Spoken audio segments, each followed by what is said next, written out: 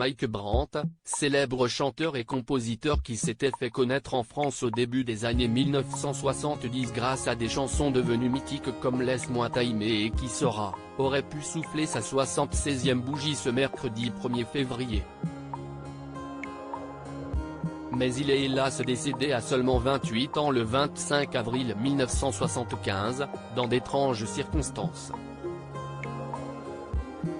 Un an plus tôt, il avait essayé de se donner la mort en se jetant du 5e étage de l'Hôtel de la Paix, à Genève.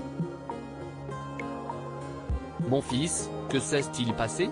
avait hurlé sa mère en lui rendant visite dans sa chambre d'hôpital, s'est souvenu le frère du défunt artiste dans les pages du Point en avril 2021.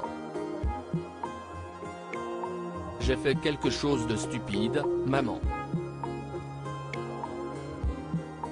Je suis désolé, avait-il répondu. Celle qu'il avait mis au monde avait alors discuté avec un psychiatre, qui lui avait assuré que son fils n'était pas malade d'un point de vue psychiatrique mais qu'il était très affaibli psychologiquement.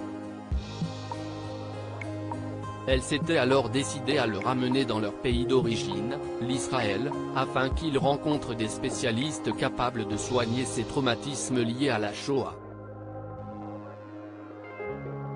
Mais le jeune artiste refusa, expliquant alors à sa mère que sa dépression avait débuté au Canada, lorsqu'il était parti rejoindre Gita, sa compagne de l'époque, et qu'il l'avait surprise dans les bras d'un autre.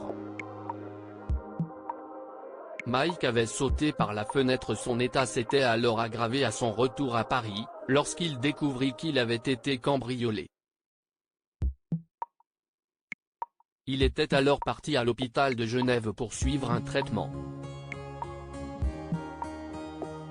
Et, un jour, il a rejoint son producteur Simon Weintraub à l'Hôtel de la Paix de Genève pour lui dire qu'il n'allait pas bien du tout et qu'il avait besoin de 2-3 mois de repos. Simon s'est énervé en lui rappelant qu'il devait honorer son contrat. Les deux hommes se sont disputés. Simon est parti prendre une douche et, lorsqu'il est sorti de la salle de bain, Mike avait sauté par la fenêtre. Aussi, lorsque les médias évoquent un éventuel assassinat par son producteur, je pense que c'est parce qu'il y a eu une confusion entre ce qui s'est passé lors de sa première tentative de suicide et la nuit fatidique, s'était notamment souvenu son frère au moment d'évoquer sa mort.